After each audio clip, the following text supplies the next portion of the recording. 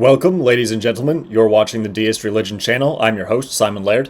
Today, I will be reacting to an article from The Federalist. This one's about Down syndrome and their rights in society. Okay, let's get into it. People with Down syndrome have come a long way, and they're celebrating. Pregnancy can be one of the most exciting times of a woman's life. It can also be one of the scariest and most unexpected times. Unexpected, however, doesn't have to mean bad. Approximately 1 in 700 live births involves a baby with a Down syndrome diagnosis, the most common chromosomal disorder, meaning roughly 6,000 children are born with Down syndrome per year in the United States. While these numbers aren't hidden, each prenatal chromosomal diagnosis likely feels quite shocking to the parents who receive the results. In recent years, however, leaps and bounds have been made medically and culturally to ensure that parents of babies with Down syndrome and their doctors are equipped with all the necessary tools to give each baby with a Down syndrome diagnosis a beautiful and fulfilling life and to give that child's family a boost to their happiness and fulfillment. So this is nice. They're trying to be nice, but of course, it is bad to have Down syndrome. Having Down syndrome is worse than not having Down syndrome. And it is a bad thing that the rate of Down syndrome is increasing. There are a few reasons for that. For the biggest reason is that people are having children at older ages, because the older you are, the more likely it is to pass on a genetic defect to your child. You know, you're youngest and healthiest and most beautiful when you are young, and that's when people are supposed to be having children. We don't do that as much culturally these days, and that's part of why these disorders are increasing. Of course, once the baby's already born, you don't want to say that it's a bad thing, that you don't want to say that individual is a bad thing, but of course, in the abstract, Down syndrome is a bad thing.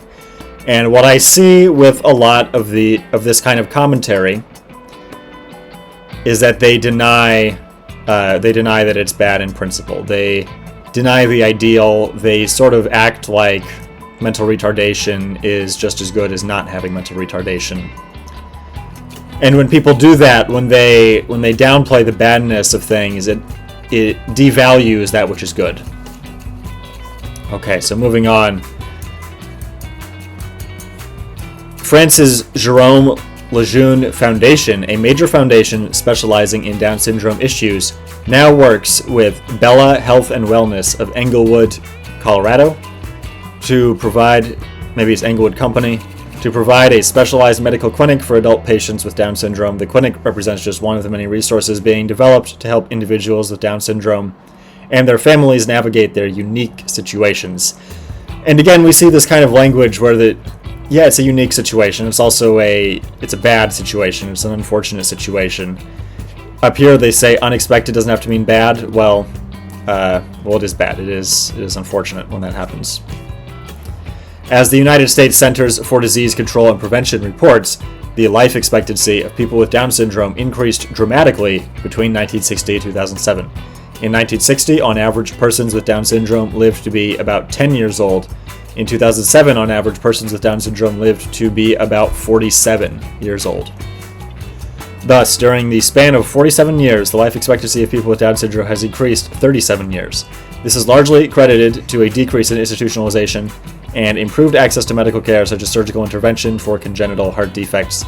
Medical feats have contributed enormously to the quality of life for these children, as has the cultural acceptance that has blossomed over the past few decades alone. And they're right, there has been a huge increase in cultural acceptance of people with Down syndrome being shoved into wider society. That's happened a lot in the past few decades. Going on. Unfortunately, in recent years, some of the same medical technology aimed to help individuals with Down syndrome has become weaponized against them. Non-invasive prenatal testing is used to determine a baby's risk for genetic abnormalities such as Down syndrome. Ideally, a parent would use the information gained from the test to prepare for their forthcoming bundle of joy. However, non-invasive prenatal testing has come to be used as a test to determine one's worthiness, and worthiness is in quotation marks here. So they are again denying that it is more worthwhile to not have Down syndrome than to have it. Tragically, as of 2007 in the United States, there was a 30% reduction in live births of babies with Down syndrome due to elective abortion. Meaning that, okay, so 30% of Down syndrome pregnancies are aborted. Across European countries, it is estimated that there was a 54% reduction in live births of babies with Down syndrome due to elective abortion. Despite this subtle and sometimes overt form of discrimination, so they're using the word discrimination. The literal meaning of the word discrimination is nothing bad. It just means to choose one thing over another thing. Since the 60s, it has come to mean, the word discrimination has come to mean invidious discrimination against people for no good reason. But in this case, of course, there is a good reason. There is a real difference between having Down syndrome and not having it. Despite this subtle and sometimes overt form of discrimination, individuals with Down syndrome have plenty to say about their high quality of life. A 2013 journal article published by the National Institute of Health examined self-perceptions of people with Down syndrome. It shattered decades-old stigmas and brought to light much-needed facts, finding the overwhelming majority of people with Down syndrome, nearly 99%, are happy with their lives. By comparison, a 2020 Gallup poll found that 90% of Americans were satisfied with their personal lives, meaning that people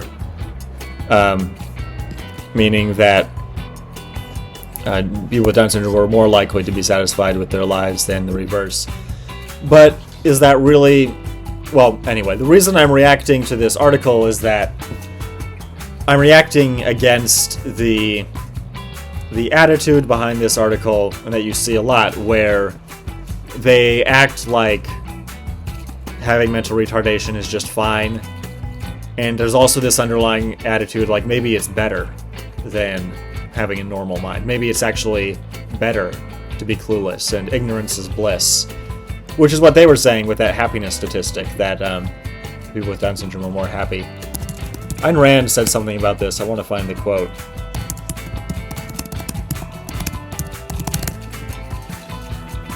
Here it is. I think this is from The Fountainhead.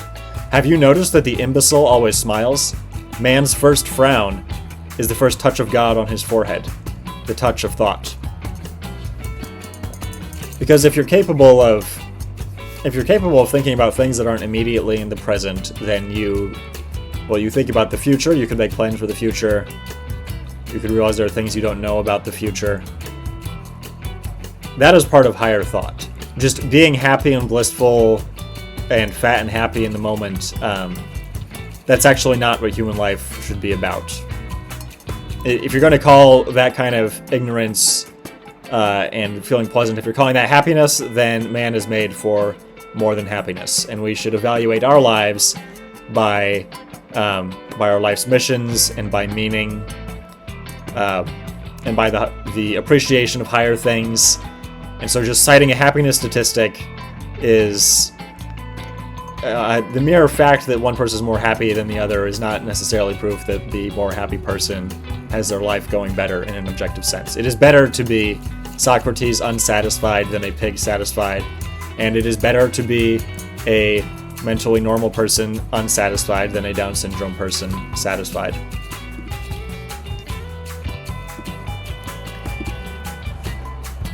Happiness is not easy to come by, and individuals with Down syndrome are not simply happy, they are known for being joyful. Maybe. I would need to know how they're defining joy there. The same NIH study showed those with Down syndrome take pride in their appearance, just like everyone else. The overwhelming majority of people with DS like who they are and how they look. Well, I suppose I'm glad that they like who they are. You can't be anyone else. Indeed, amongst a culture that spurs many souls to struggle with self-confidence and body image, those with Down syndrome maintain a remarkably positive outlook. Okay, so again, it's this same attitude. You see this. So the Federalist, which I'm reading from now, is a right-wing politics and culture site, but this attitude is not unique to the political right at all. You see this kind of attitude mostly from women, but from some men as well. And especially, you often see it from people who, not to be cruel, but often people who are overweight or who don't seem very successful in their own lives, there's almost a glorification of low standards. I don't want anyone to be anorexic, but to be honest, people should be more worried about body image. If you look at the average American, the average person should hold themselves to a higher standard of body image than they do currently. And if you're not feeling great, maybe you need to objectively improve yourself. Maybe it isn't all about just having more self-confidence. Of course, maybe you could. The right way to acquire more self-confidence would be to actually achieve things and improve yourself, and then you would rationally and naturally have more self-confidence. The confidence itself should be a byproduct of achievement and high personal standards and good character. The confidence itself should not be made into the end in itself. And this cult of low standards is absolutely part of why they pretend that having Down syndrome is just as good as not having it. All human beings thrive on relationships and connections. While each individual with Down syndrome is different, many of them are social. The majority of people with Down syndrome feel that they can easily make friends. These individuals also share strong bonds with their families. The overwhelming majority of people with Down syndrome love their families, including their brothers and sisters. Which again is nice. I'm not surprised by that statistic. Most people love their families. Perhaps the radical self-acceptance that has been exhibited by individuals with Down syndrome. Okay, so now this is a conservative who's talking about how much they love radical self-acceptance. You don't hear that kind of language too often on the right these days. That has been exhibited by individuals with Down syndrome has led to a greater cultural embrace. Perhaps the radical self-acceptance that has been exhibited by individuals with Down syndrome has led to a greater cultural embrace. Times are changing for people with Down syndrome, and thus for their parents and families as well. Down syndrome is being presented in the modern media not as a burden, embarrassment, or death sentence, but as a health condition like any other that can be modulated and that does not have to limit or destroy lives. And so here, the author of this article is just lying.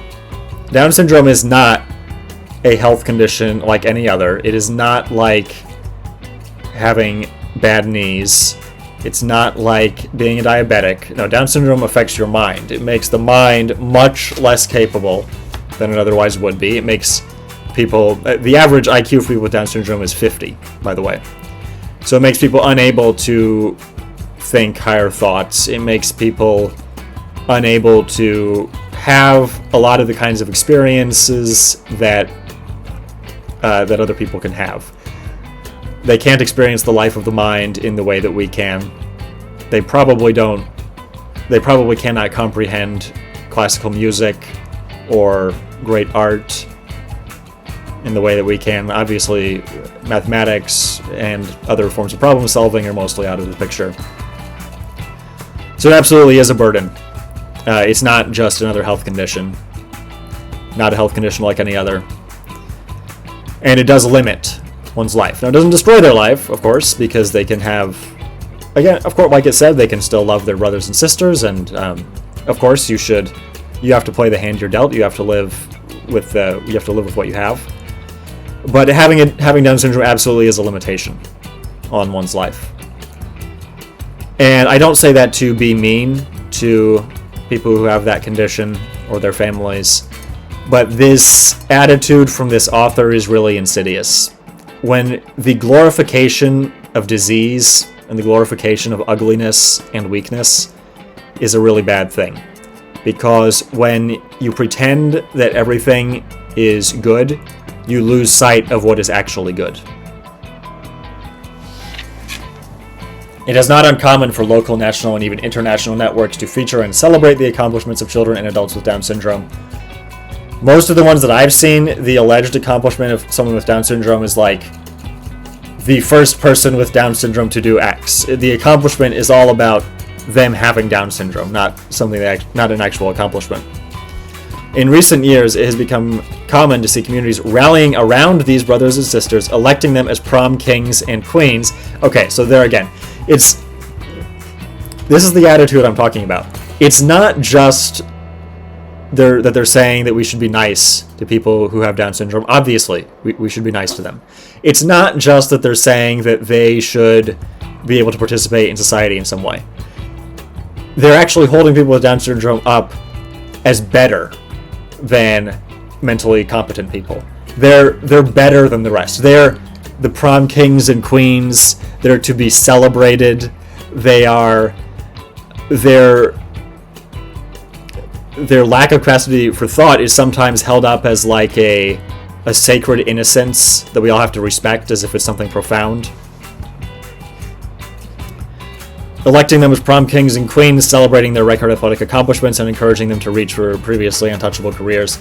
50 years ago, it was almost unheard of for someone with Down syndrome to be a successful lobbyist or a high fashion model.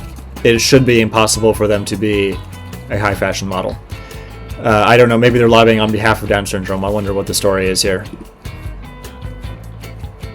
Meet the high-powered Washington lobbyist with Down syndrome. Alright, so there's this really sappy, sugary language praising about how sweet she is. Oh, okay, yes, she is a lobbyist for the Down Syndrome Lobby. She works for the National Down Syndrome Society. 50 years ago, it was almost unheard of for someone with Down syndrome to be a successful lobbyist or a high-fashion model, but in the 21st century, this is a new norm that is widely celebrated. Kayla McKeon is a 31-year-old lobbyist from Syracuse, New York, who travels back and forth to Washington, D.C. Okay, yeah, there it is. Throughout the year to lobby and champion for Down syndrome and disability rights. Similarly, Katie Shaw is another lobbyist with Down syndrome who lobbies and writes on behalf of the Down syndrome community. A lobbyist on behalf of a community always means that they're lobbying to get special privileges for their interest group. When speaking to a group about her life, Shaw said, "I have a busy life, just like most of you. It's a wonderful life. I've made the world a better place." Grace Strobel, another individual with a Down syndrome diagnosis, took the world by storm after becoming a mainstream fashion model and getting signed by 3 agencies. Yikes. Children with Down syndrome are also being featured more often in national campaigns. Walmart recently featured a boy with Down syndrome in a national ad campaign that aired during Sunday Night Football. Gerber also chose to feature a baby with Down syndrome named Lucas Warren as a famous Gerber baby for the first time since 2018. That's terrible. And a person who is put in the public eye and presented as like the archetypal baby, it should be a healthy baby. We should not glorify disease. We should not dull people's instinctual understanding of the difference between health and disease. This attitude to obviously we should accept people with Down syndrome in society. The attitude to elevate them above everyone else is so sick. This is really sick stuff. The Gerber ad represents a shift in attitudes about Down syndrome because it illustrates that Gerber, a multi-million-dollar corporation, believes that featuring a baby with Down syndrome in a national campaign is a positive thing and good for business. I suspect it will not be good for business. I suspect this is something where nobody in the company wants to say something politically incorrect, and so they all just go along with it, even though the company as a whole loses money. I suspect that's what's going on there. Gerber's CEO, Bill Partika, relayed as much to Today. Every year we choose the baby who best exemplifies Gerber's long-standing heritage, recognizing that every baby is a Gerber baby. This year, Lucas is the perfect fit. Baby Lucas's father beamed and said, "We're hoping this will impact everyone, that it will shed a little bit of light on the special needs community." And there it is again. They're using the euphemism special needs. It's not the special needs community. Extremely smart people have special needs. Very tall people have special needs. They need larger facilities. So the thing that's called the special needs community, that's not actually the community of all people with special needs. It's the community of mentally retarded people. That's what they mean. We should not use euphemisms.